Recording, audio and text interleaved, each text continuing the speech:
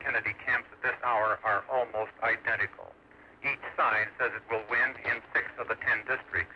Each side says it will win the popular vote.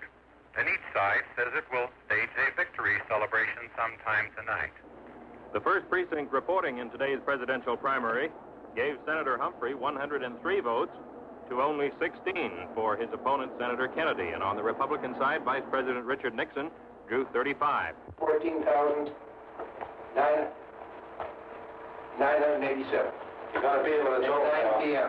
Oh, we got the total. Got the total? 44% of the precincts reporting. 44?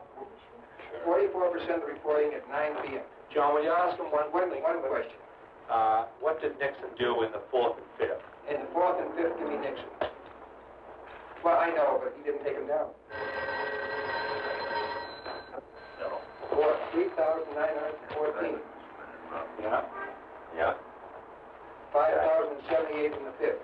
5,000. Okay? And keep us advised.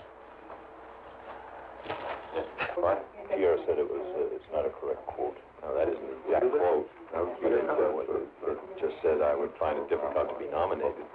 If I lost here, I'd find it extremely difficult to be nominated. I don't care whether they print it or not.